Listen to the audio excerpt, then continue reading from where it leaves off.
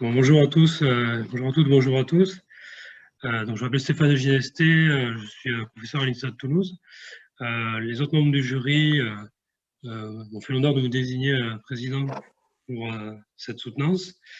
Donc, Enora Garon va présenter le travail qu'elle a effectué en collaboration avec le CSTB sur le développement d'une méthodologie d'analyse de parcimonie pour la simulation mais à l'échelle urbaine. Voilà, donc je remercie notamment Dominique Marquiot de m'avoir permis de participer à cette soutenance.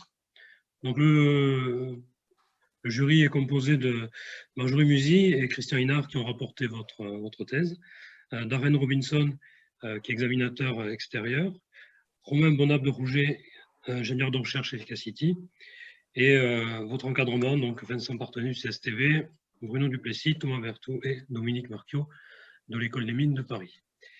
Donc on va débuter cette soutenance en mode hybride, c'est la mode en ce moment. Et en plus elle est diffusée en direct sur YouTube, donc c'est encore quelque chose pour diffuser encore plus votre travail. Donc Enora, vous avez à peu près 40-45 minutes pour présenter vos travaux, et ensuite on posera quelques questions. Voilà. Ça marche. C'est à vous. Ok, merci pour l'introduction, Monsieur Ginestet. Et bonjour à tous, que vous soyez là en présentiel ou en virtuel. De cette soutenance, je vais vous présenter en fait mon travail de thèse qui s'intitule Développement d'une méthodologie d'analyse de la parcimonie pour la simulation énergétique urbaine. Cette thèse a été encadrée par les Mines ParisTech, donc notamment avec Dominique Marquiot en directeur de thèse et Bruno Duplessis et Thomas Berthoud, ainsi que le CSTB de Sophia Antipolis avec Monsieur Vincent Partenu. Donc, cette soutenance va se diviser en 4 parties. Tout d'abord, une introduction avec le contexte et les problématiques de la thèse. En deuxième partie, la présentation de la méthodologie d'analyse et la définition de la parcimonie. Cette méthodologie va être appliquée dans un troisième temps sur un cas d'étude. Et enfin, on va finir par les conclusions et les perspectives à donner à cette thèse et à ces travaux. Donc, en premier lieu, ici, tout le monde sait en fait, qu'on est dans un contexte qui est en crise, qu'elle soit climatique ou énergétique, ce qui nous demande en fait de mettre en place une transition énergétique afin de réduire les consommations d'énergie. Donc, dans ce cadre de la thèse, on s'est surtout intéressé au secteur du bâtiment qui est extrêmement consommateur. En effet, il est équivalent à 45% de l'énergie finale consommée en France. De plus, si aujourd'hui on a 55% des personnes dans le monde qui vivent en ville, cela va passer à 68% en 2050. Ainsi, le quartier et la ville vont devenir vraiment un élément clé sur lequel travailler pour réduire ces consommations. Donc, toute cette urbanisation, elle va de plus engendrer des surchauffes dans les villes et va dégrader le confort des usagers. Donc, s'il y a beaucoup d'efforts qui ont été faits à l'échelle du bâtiment, notamment avec la réglementation thermique qu'on connaît de 2012, mais aussi celle qui est en train d'être développée aujourd'hui, qui se concentre sur les consommations d'énergie, mais aussi sur tout ce qui est impact carbone. Donc, le bâtiment est devenu aujourd'hui, on va dire, performant. Il y a encore des labels qui existent pour que le bâtiment le soit encore plus. Sauf que nous, on va s'intéresser surtout à une échelle en fait quartier et ville. En effet, c'est une échelle plus globale qui va permettre d'avoir en fait un gisement d'économie d'énergie qui va être important et qui existe encore.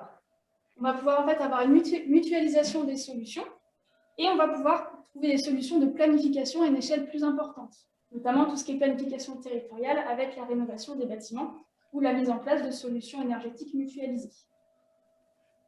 Donc cette échelle urbaine, en fait, on va falloir la simuler. Donc, à cette échelle, on a une pluralité d'objectifs, que ce soit au niveau du potentiel d'énergie renouvelable, ou alors on va vouloir rénover les bâtiments pour réduire leur consommation. On va avoir des nouveaux phénomènes comme les îlots de chaleur et le confort urbain qu'on va pouvoir étudier, mais aussi on va avoir tout ce qui est flexibilité énergétique. Donc, pour cela, on va avoir différents phénomènes à prendre en compte. Donc, si on les classe en 4 grandes parties, on va avoir tout d'abord les systèmes. Il va falloir aussi simuler le bâtiment, comme à une échelle simple au niveau du bâtiment. On va devoir simuler des occupants, et aussi tout ce qui est sollicitation extérieure.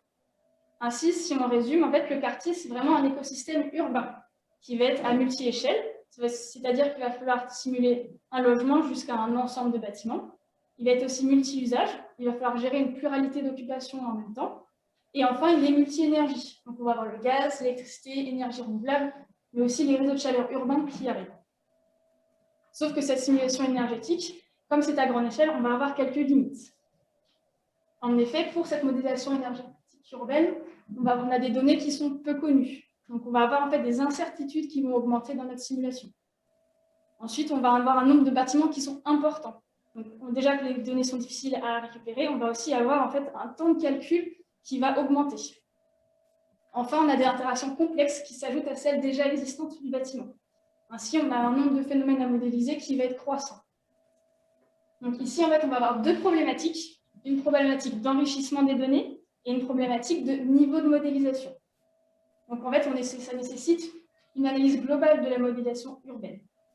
En effet, l'objectif, c'est d'avoir un bon niveau de simulation, c'est-à-dire un bon niveau de données, mais aussi un bon niveau de modèle. Donc si cette question elle est déjà existante à une échelle bâtiment, elle devient encore plus pertinente à l'échelle quartier où en fait on a un nombre d'incertitudes qui augmente. Donc dans cette thèse, on va surtout se concentrer sur tout ce qui est modèle, avec leur niveau de complexité. Donc sur le graphique, on voit en fait qu'il y a de nombreux modèles qui existent avec de nombreuses interactions. Donc il y a de nombreux modèles existants qui ont été développés dans différents outils. Et le problème, c'est que ces différents modèles, ils n'ont pas forcément été comparés sur des quartiers qui sont variés, et ils n'ont pas forcément été comparés par rapport à leur combinaison. Donc, c'est-à-dire qu'on a un fort combinatoire des modèles qui n'a pas été analysé.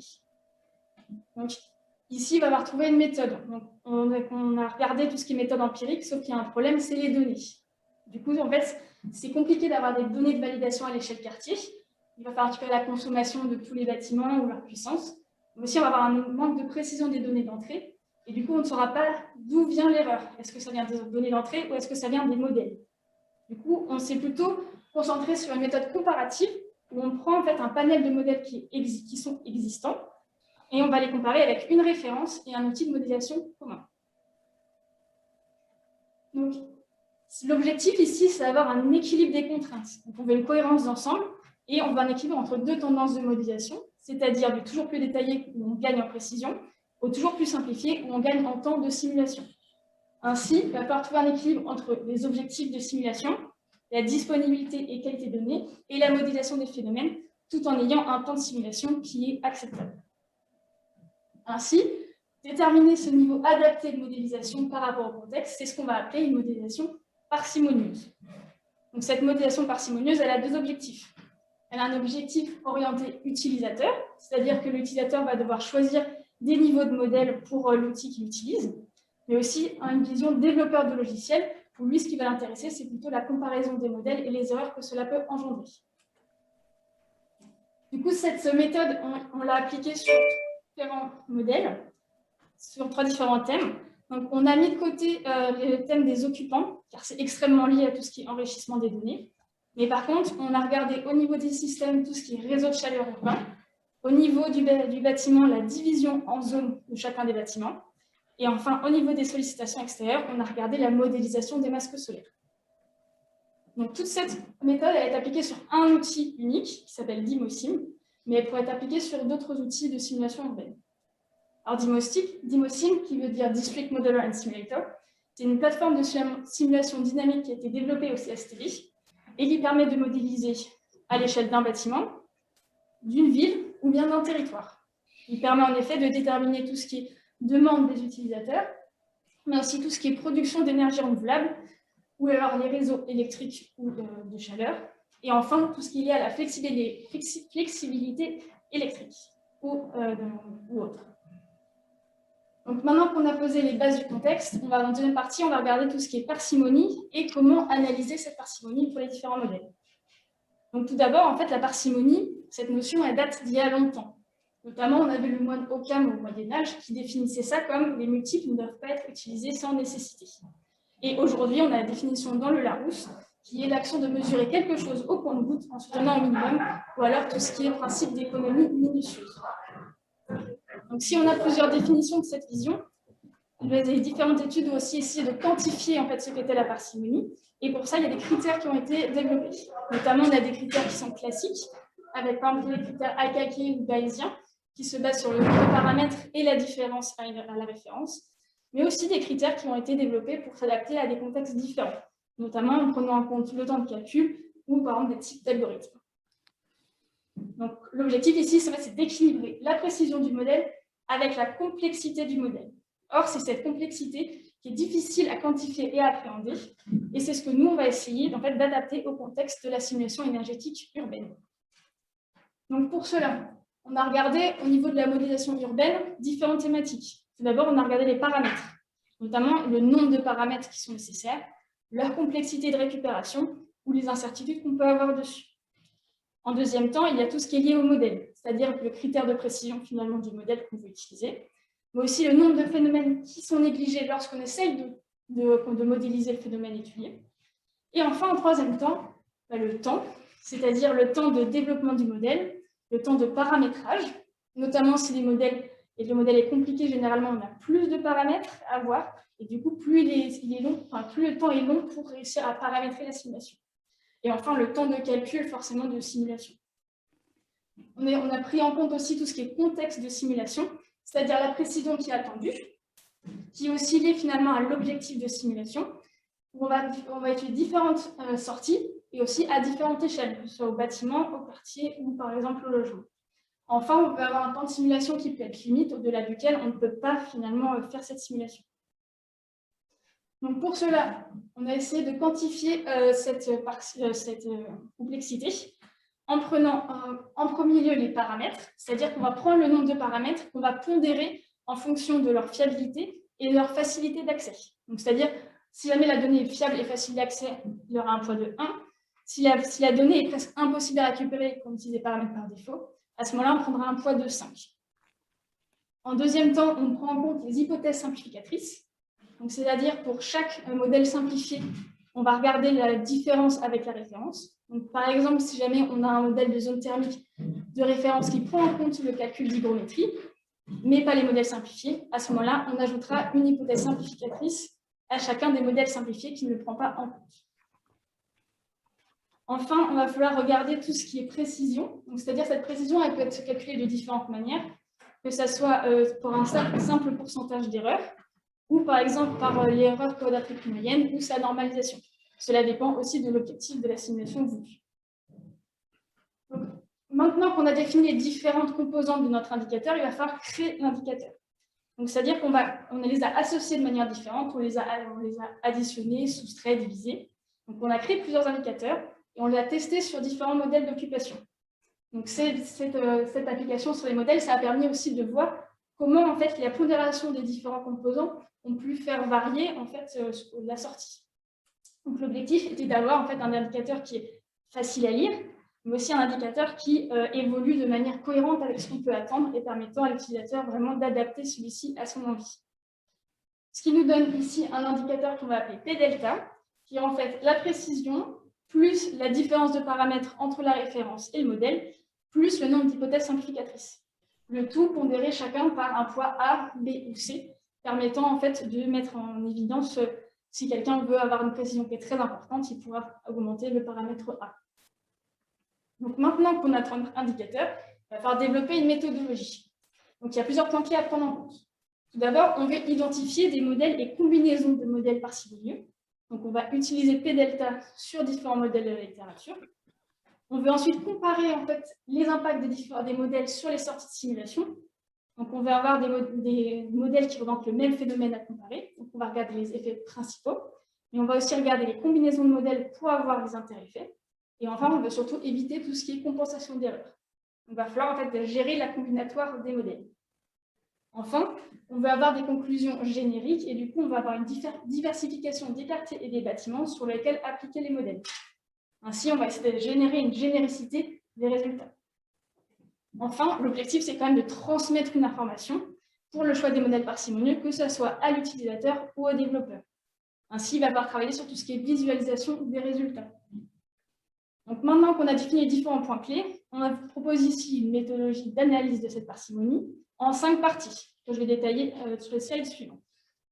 Tout d'abord, en première partie, on veut classifier en fait, les modèles pour une comparaison indépendante avant tout couplage.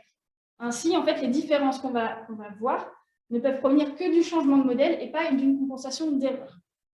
Donc, on les divise en différentes familles, après différentes sous-familles, ensuite pour les comparer. Donc, si maintenant on choisit un modèle élémentaire à comparer, on va pouvoir passer à la deuxième phase, c'est-à-dire mise en place de la méthode. On va faire un état de l'art et on va sélectionner les modèles qu'on veut. Ça n'a pas forcément besoin d'être exhaustif, mais ça a besoin d'essayer d'être le plus générique possible afin d'avoir des résultats qui sont cohérents. Donc ensuite, on va définir des indicateurs de performance. C'est-à-dire c'est des sorties qu'on va étudier et on va regarder l'influence des modèles dessus. Donc ça peut être des indicateurs qui sont énergétiques, avec par exemple les besoins de consommation de climatisation ou de chauffage. Ça peut être environnemental, avec les émissions de CO2, mais ça aussi, ça peut être économique ou lié au confort ou au social. Une fois qu'on a ça, on va aussi sélectionner les quartiers sur lesquels on va appliquer nos modèles. Donc, ici, dans cette thèse, on a surtout pris des quartiers qui sont virtuels pour contrôler l'environnement de simulation et avoir une diversité. C'est-à-dire qu'on a pris des données qui sont réelles, qui proviennent de projets, permettant d'avoir en fait des densités et des hauteurs de quartiers différentes avec différentes morphologies, qui s'approchent le plus possible de ce qui est existant. Et ensuite, pour compléter ces bâtiments, on a utilisé des projets européens qui s'appellent Tabula et Episcope, qui permettent d'avoir des combinaisons de paramètres qui sont proches de ce qui existe aussi de manière réelle. Ainsi, on a des quartiers qui peuvent être adaptés au modèle qu'on veut étudier. Une fois qu'on a ça, il va falloir gérer cette combinatoire des modèles. Donc, en fait, on veut analyser la sensibilité des modèles. Donc, pour cela, pour choisir la méthode, on veut se limiter à des méthodes qui sont adaptées à des variables discrètes pour gérer les différents modèles. On veut aussi avoir un nombre de simulations à réaliser qui est assez faible, vu qu'elles sont assez longues, on veut les réduire. On veut aussi que cette méthode puisse s'adapter aux modèles à analyser, c'est-à-dire que en fonction de la famille de modèles, on ne va pas avoir le même nombre, du coup on veut qu'elle soit adaptable. Et enfin, on veut pouvoir analyser les modèles et leur interaction. C'est pourquoi on a choisi de partir sur des plans d'expérience qui sont factoriels, c'est-à-dire qu'ils soient complets, où on fait toutes les combinaisons de modèles entre elles, que ce soit fractionnaire, où là, ça nous permet de réduire le nombre de simulations à faire, tout en ayant en sortie la sensibilité des modèles, ou alors subjectif, si jamais il y a certaines combinaisons de modèles qui ne sont pas forcément cohérentes avec ce qui peut se faire en simulation énergétique actuellement. Donc, une fois qu'on a la méthode, on va élaborer un premier plan d'expérience. Si jamais ce plan d'expérience il est trop long, à ce moment-là, on va faire des pré-simulations, soit avec des plans factoriels fractionnaires, soit en prenant des quartiers qui sont assez extrêmes sur lesquels tester les modèles. Ça va nous permettre, en premier lieu, d'écarter des modèles qui sont trop imprécis, et on va pouvoir refaire un plan d'expérience acceptable et l'appliquer sur un nombre de quartiers plus important. Donc à ce moment-là, on va pouvoir faire une simulation et on va pouvoir analyser les différences. Donc, une fois qu'on a toutes ces sorties, on va enfin pouvoir regarder tout ce qui est lié à la parcimonie. Donc, pour cela, on applique le critère, forcément, mais aussi, on va définir des indicateurs conseils, qu'on a appelés KGI, qui permettent de guider l'utilisateur. Donc, ces indicateurs, ils vont vous permettre de savoir à quel moment passer d'un modèle à un autre. Donc, ils sont basés sur des caractéristiques qui sont liées au quartier. Ainsi, on va pouvoir les calculer en amont de toute simulation pour que l'utilisateur puisse choisir quel modèle utiliser. Ils vont permettre de visualiser l'évolution du critère de parcimonie, mais par contre, ils vont forcément être liés à une sortie de données. Donc, maintenant qu'on a cet indicateur conseil et qu'on a appliqué l'indicateur de parcimonie, on va pouvoir visualiser de manière graphique ce qui se passe. Tout d'abord, on va avoir une visualisation liée aux développeurs de logiciels. Du coup, là, on va vraiment représenter les différences de chaque modèle pour chaque quartier. Donc ici, si vous voyez à gauche, la ligne 0, ça représente la référence. Donc, si les sorties des modèles sont inférieures à cette limite, à ce moment-là, le modèle est considéré comme parcimonieux. De plus, on va rajouter en ligne pointillée la limite acceptable d'erreur. C'est-à-dire, si jamais le modèle est au-dessus de cette limite, il sera forcément trop imprécis et il ne sera pas utilisable. S'il est en dessous, à ce moment-là, il est suffisamment précis, on peut l'utiliser. Et si jamais il est en dessous de cette limite, en dessous de la limite de parcimonie, à ce moment-là, il est vraiment parcimonieux. En deuxième temps, on va avoir une visualisation qui est plutôt liée à l'utilisateur de logiciel. En fait, on va transcrire le premier graphique en un tableau de couleurs, donc qui va être beaucoup plus simple à lire, où là, on va avoir vert foncé, c'est le modèle le plus parcimonieux, vert, modèle parcimonieux, jaune qui est précis mais pas parcimonieux, et rouge qui est inutilisable. Donc en fait, on perd de l'information en passant au tableau, mais par contre, c'est une facilité de lecture pour tout ce qui est utilisateur. Donc une fois qu'on a appliqué cette première partie de la méthode sur une famille de modèles, on va pouvoir chaîner différentes familles. Donc si on prend une famille A, par exemple tout ce qui est lié aux équipements électriques. On va pouvoir sélectionner les modèles parcimonieux. Si on prend une famille B, par exemple tout ce qui est production photovoltaïque, on va appliquer de même la méthode, sélectionner des modèles parcimonieux, et ensuite on va pouvoir les coupler et regarder la parcimonie des combinaisons de modèles. Donc, tout cela, on va pouvoir les faire sur différentes familles et différents sous-modèles. Donc maintenant qu'on a la méthode, je vais vous présenter un cas d'étude sur lequel on va l'appliquer. Les autres cas d'études, je vais uniquement les évoquer brièvement à la fin, mais je ne vais pas rentrer dans les détails. Donc, si on reprend ici nos différentes applications, dans cette présentation, je vais uniquement parler de la modélisation des masques solaires. Donc, si on regarde un peu au niveau rayonnement solaire, donc tout ce qui est contexte, ce rayonnement solaire, en fait, il va impacter les consommations et il va surtout être impacté par les bâtiments environnants. Donc, c'est-à-dire que ce rayonnement, il va en fait impacter les stratégies énergétiques, que ce soit les panneaux photovoltaïques sur le toit, ou alors la forme des bâtiments pour avoir des ombrages plus ou moins importants. En effet, ce rayonnement, il va impacter aussi tout ce qui est besoin de chauffage et besoin de climatisation. Plus on a de rayonnement solaire arrivant dans le bâtiment, moins on a besoin de chauffage. Inversement, on aura besoin de plus de climatisation. Et enfin, il impacte tout ce qui est clairement naturel. En effet, si on regarde les rayons du soleil, ils vont être soit bloqués par les bâtiments, soit ils vont être réfléchis par les bâtiments, soit cette réflexion peut aussi arriver sur le sol et arriver sur de nouveau les bâtiments.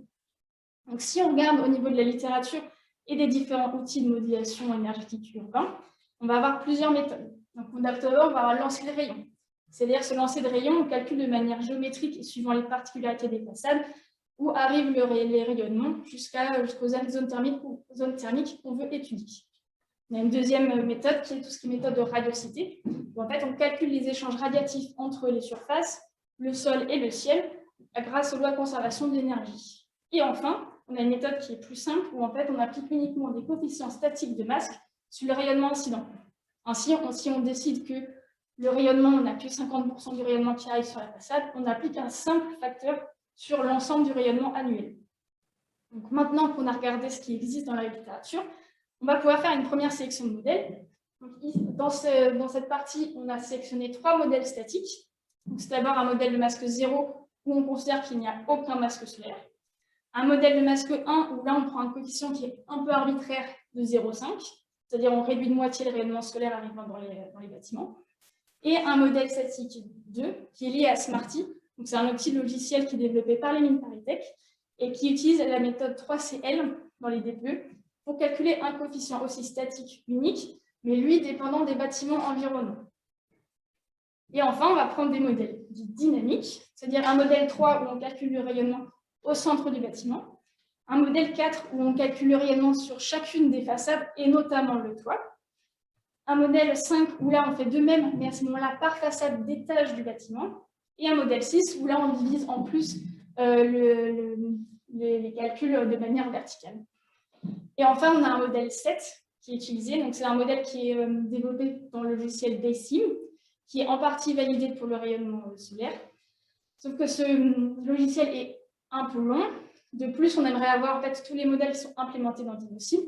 Du coup, en fait, on va l'utiliser uniquement pour valider le modèle le plus détaillé de DymoSim sur différentes morphologies de quartier, afin de vérifier qu'on peut utiliser le modèle de masque 6 comme référence dans la suite de notre étude.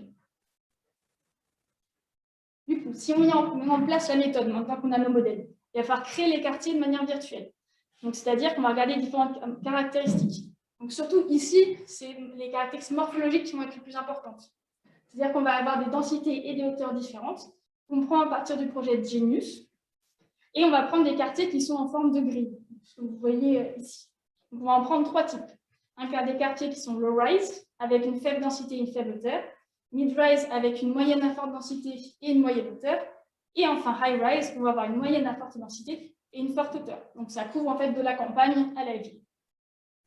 Enfin, on peut regarder tout ce qui est caractéristique de bâtiments. Donc, on va avoir des performances thermiques qu'on prend à partir du projet Tabula. Donc, dans un premier temps, on va les prendre uniquement des bâtiments des années 75, avec uniquement une petite variation de 10% entre les bâtiments pour éviter d'avoir des caractéristiques identiques. Enfin, au niveau de l'occupation, on va prendre des gains internes fixes, des températures de consigne pour le résidentiel. Ça va nous permettre de comparer les résultats à isocontexte. Et enfin, tout ce qui est système, on va les prendre de manière idéaux. qui va nous permettre de regarder tout ce qui est besoin. En effet, toutes ces combinaisons, ça va nous permettre de créer 60 quartiers, et en premier temps, uniquement de 16 bâtiments.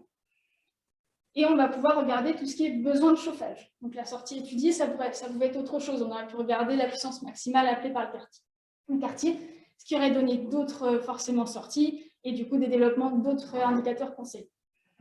Enfin, on va regarder au niveau de la simulation, on va prendre 1 an de simulation, avec un pas de temps de 10 minutes, et on va prendre le climat de Paris-Montsouris, c'est-à-dire une station qui est en pleine ville. Donc, dans un premier temps, on va uniquement regarder le temps de simulation, c'est-à-dire pour des quartiers ici de 16 bâtiments, pour un quartier donc low-rise à gauche et high-rise à droite, on va regarder le temps que met le modèle à être calculé. Donc, ici, vu que c'est des quartiers de 16 bâtiments, on voit en fait que les temps de simulation sont extrêmement faibles.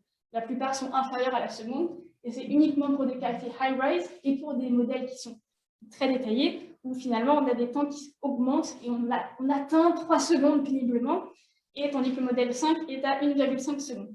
Cependant, si on regarde les facteurs d'accélération, on voit en fait que les modèles, plus ils sont simplifiés, plus ils sont rapides. Seul le modèle masque 1 est légèrement différent, mais c'est parce qu'il n'est pas forcément optimisé. Donc, ça veut dire qu'en fait, ces modèles, plus ils sont simplifiés, plus notre simulation va tourner vite. On suppose que forcément, si on a plus de bâtiments, le temps de simulation sera plus important car on aura plus de calculs à faire. Donc, si on regarde maintenant tout ce qui est besoin de chauffage, au niveau du quartier, ici, en bleu, donc le modèle où on ne modélise pas les masques solaires, on voit que les différences descendent jusqu'à moins 20%. En effet, si on ne modélise pas les masques solaires pour des quartiers en pleine ville, on suppose qu'il y aura des différences importantes. À l'inverse, si on regarde le modèle orange, donc le modèle 1, où on applique un coefficient qui est arbitraire de 0,5, à ce moment-là, on a des différences qui montent à plus 20%. En effet, si on regarde pour des quartiers très faible densité et très faible hauteur, on va prendre en compte trop d'ombrage. Si on regarde le modèle masque 2 en vert, c'est un modèle statique, celui développé par Smarty, on voit qu'il a d'extrêmement bons résultats. C'est-à-dire qu'il va varier entre environ moins 5 et plus 5% et assez centré en 0. Ces sorties sont bien meilleures finalement que le modèle dynamique 3, on calcule au centre du bâtiment, en rouge, ou qui lui peut descendre jusqu'à moins 10%. Alors par contre, sur tout ce qui est modèle 4 et 5, où on divise à ce moment-là par étage et par façade, sont extrêmement proches de la différence avec très peu de variations. Ces résultats, ils sont à l'échelle quartier. Par contre, si on regarde l'échelle bâtiment, on voit que les différences, elles sont plus importantes. Donc le modèle des masques 0, on passe de moins 20 jusqu'à moins 40% d'erreurs. Donc on double en fait les différences. De même, le masque 1 qui va de moins 20 à plus 30% environ. Mais surtout le modèle donc, vert masque 2 de Smarty qui était très bon à l'échelle quartier et moins bon à une échelle bâtiment. Donc ainsi, on ne pourra pas forcément l'utiliser aux mêmes échelles. Tout ce qui est masque 3, 4 et 5 ont des différences qui augmentent, mais augmentent de manière acceptable, on va dire. Donc maintenant qu'on a nos différences, on va s'intéresser à la parcimonie. Donc ici, si on regarde pour l'indicateur de parcimonie, on va regarder tout d'abord tout ce qui est lié aux paramètres. Donc tous les modèles ont besoin de la localisation du quartier. Enfin, il va falloir avoir la localisation des bâtiments. Donc à ce moment-là, des quartiers qui ne modélisent pas les masques solaires ou avec un modèle qui impose un coefficient statique arbitraire n'ont pas besoin de ce paramètre. De même, la hauteur des bâtiments, c'est les mêmes modèles qui n'en ont pas besoin. Donc maintenant qu'on a les différents paramètres, il faut associer un poids. Donc on considère que la localisation du quartier et la localisation des bâtiments, c'est facile à avoir, notamment avec la base de données BD Topo.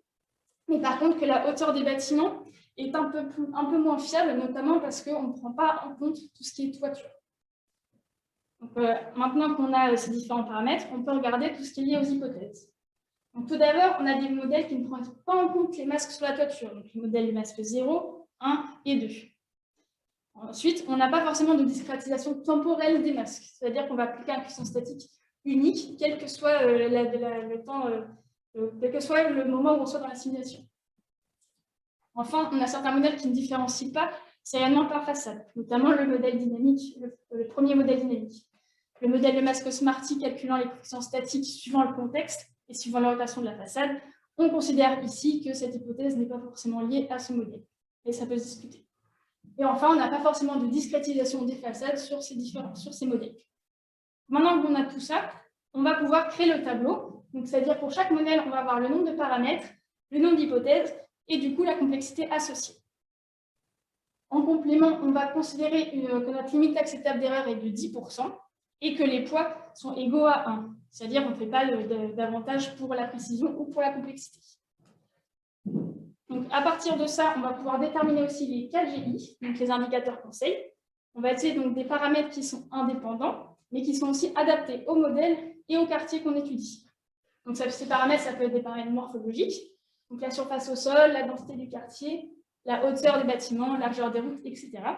Donc, ces paramètres, ils sont à l'échelle du bâtiment, mais aussi pris à l'échelle quartier en prenant, par exemple, la moyenne ou la médiane. De plus, on va pouvoir avoir des paramètres thermiques, donc tout ce qui est valeur de U des parois, tout ce qui est transmission, absorption du vitrage, ou tout ce qui est lié à la ventilation. Et on va surtout calculer en fait la matrice de Pearson, qui va nous permettre de déterminer les liens entre les paramètres, ce qui va nous permettre d'avoir des paramètres qui sont indépendants sur le jeu de quartier. Forcément, ce jeu de paramètres sera différent si on étudie d'autres quartiers ou d'autres modèles. Donc, c'est-à-dire qu'on va avoir une réduction du nombre de paramètres et on va pouvoir recalculer un autre indicateur qui est le critère de Spearman, permettant d'avoir en fait de déterminer si on a une relation monotone entre les paramètres et les différences entre modèles. Donc, on va considérer qu'on ne prend les paramètres pour déterminer les KJ que s'ils ont une puissance Spearman en absolu supérieure à 0,5. Ainsi, on a quand même réduit le nombre de paramètres à considérer pour créer ces indicateurs. Et à partir de là, on va plutôt avoir une vision expertise pour créer en fait les KGI. Donc, on a testé différentes associations de paramètres. Et dans ce cas-là, sur les modélisations des masques solaires, on en prend un qui est déterminé par la densité moyenne du quartier, fois la hauteur moyenne des bâtiments pondérée par la surface de chacun. Donc, à partir de là, on va enfin pouvoir voir l'évolution de la demande de parcimonie. Donc, à gauche sur les modèles statiques, à droite sur les modèles dynamiques, avec, je rappelle, en pointillé les limites acceptables d'erreur de 10%. Donc, on voit ici, on voit sur ces graphiques que le modèle donc 0 sans masque solaire en bleu est très bon pour des quartiers de faible densité et faible hauteur, mais par contre, il l'est beaucoup moins lorsqu'on augmente cette densité et on augmente cette hauteur, notamment parce qu'on a plus d'ombrage à prendre en compte et que lui ne le prend pas. À l'inverse, le modèle orange, c'est-à-dire où on utilise un critère arbitraire de 0,5, est très mauvais pour des quartiers, donc faible hauteur, faible densité, mais par contre devient bien meilleur lorsqu'on l'augmente. En effet, à ce moment-là, on peut supposer que l'application de l'ombrage est plus proche de 0,5 que 0.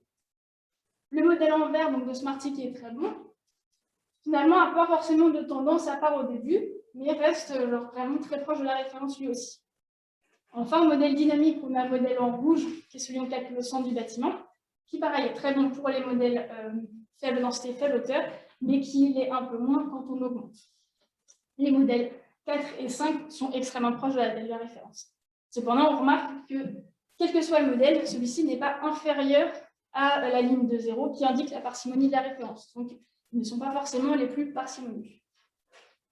Si on transcrit ce graphique dans le tableau, on voit que finalement, c'est un peu plus simple à lire. Et en fait, pour garder le fait qu'il y a certains endroits où il est difficile de conclure, on va pouvoir ajouter des hachures. Donc ici, entre 7 et 13 des H. Si on reporte ça sur le graphique, on voit en fait qu'on a deux tendances, notamment suivant le quartier, s'il est mid-rise ou s'il est high-rise. Ainsi, on ne peut pas vraiment conclure si le modèle il est au-dessus de la limite d'erreur ou s'il est en dessous. Ainsi, on va l'indiquer par des hachures, histoire d'indiquer à l'utilisateur le fait qu'il doit garder un œil d'expert et ainsi choisir lui-même ce qu'il veut. Donc, ces résultats, on a pu les étendre, donc que ce soit au niveau du climat. On a fait des simulations avec la méthode de Strasbourg, de Paris, mais de Nice, notamment parce qu'on a un rayonnement solaire et des températures qui sont très différentes.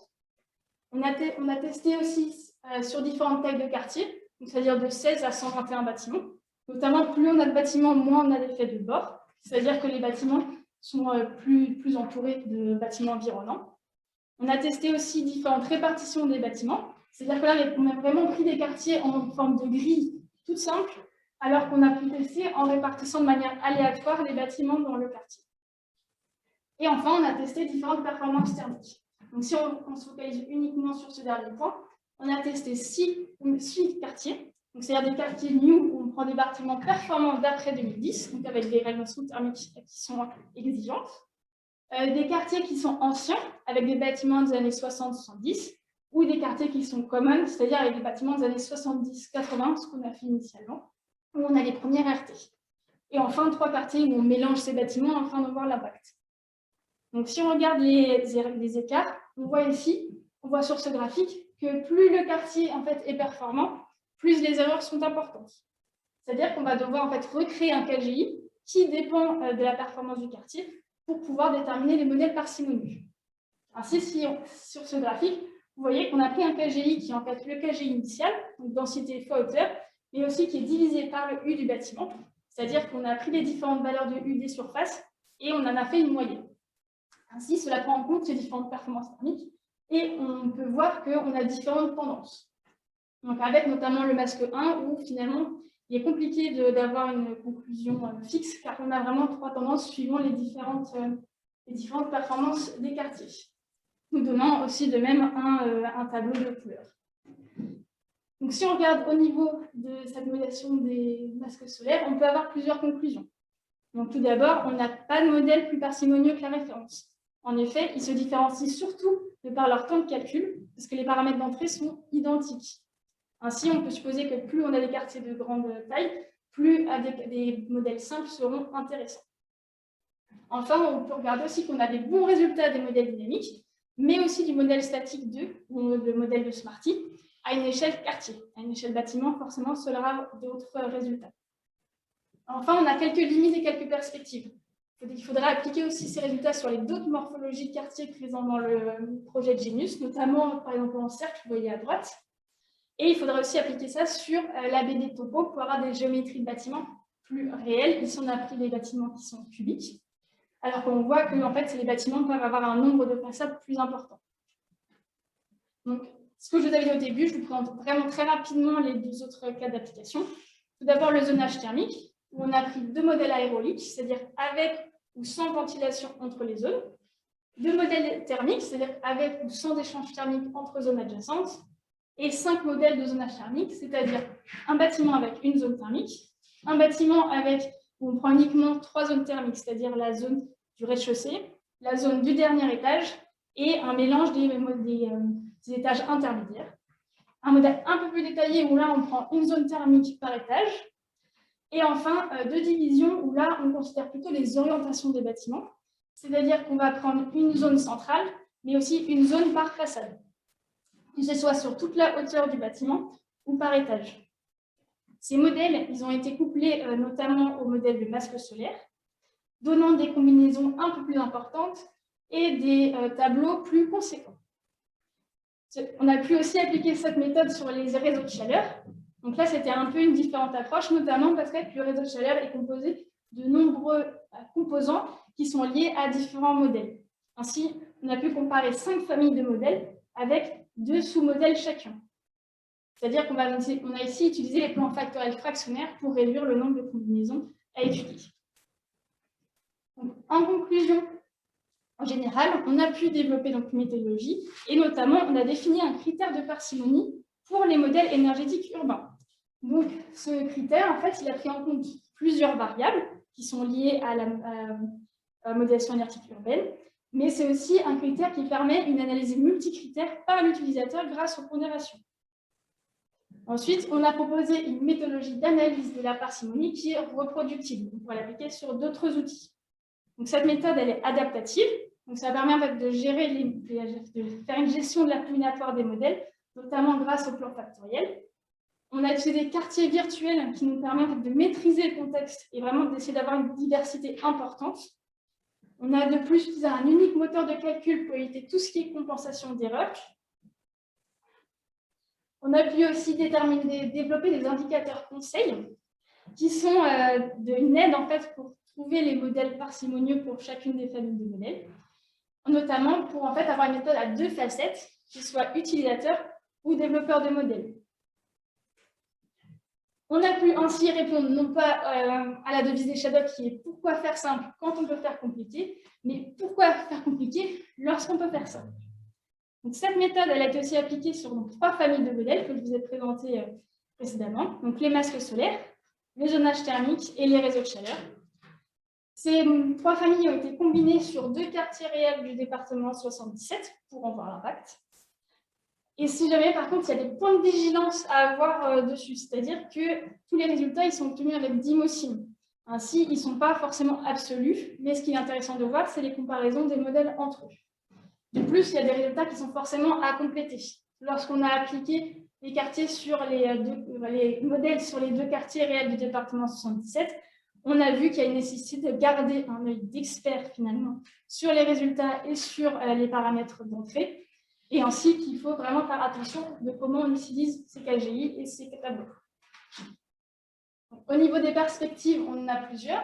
Tout d'abord, on pourrait tout simplement appliquer cette méthode sur d'autres modèles, que ce soit d'autres combinaisons avec par exemple, si on combine les masques solaires avec d'autres types de masques, par exemple les masques mobiles ou la topographie du terrain. On peut les appliquer aussi sur d'autres modèles physiques, que ce soit par exemple sur le microclimat ou sur la production décentralisée dans le quartier, mais aussi sur d'autres types de modèles qu'on n'a pas considérés ici, notamment tout ce qui est statistique ou métamodèles qui permettent peut-être de réduire la complexité et d'avoir des simulations beaucoup plus rapides. Enfin, on pourrait aussi élargir les résultats à d'autres usages. Notamment ici, on s'est surtout intéressé aux résidentiels et aux bâtiments de bureaux, mais aussi à d'autres géométries de bâtiments qui sont plus complexes et qui auront sûrement d'autres impacts. Une autre possibilité aussi, c'est de diffuser plus largement les KGI pour les utilisateurs, notamment ici dans les résultats de la thèse. Et enfin, il faudrait coupler en fait, cette analyse avec tout ce qui est enrichissement et incertitude des données. En effet, on sait qu'on a un impact fort des données d'entrée sur les sorties de simulation. Et du coup, il est nécessaire d'avoir une méthode qui considère ces données d'entrée et les modèles. Ainsi, on pourrait savoir où axer les efforts de recherche sur les données, ainsi que les valider d'une certaine manière, et savoir quel niveau de modélisation on a. Mais ceci est une autre thèse. Merci de votre attention, et je vous rends la parole pour les questions.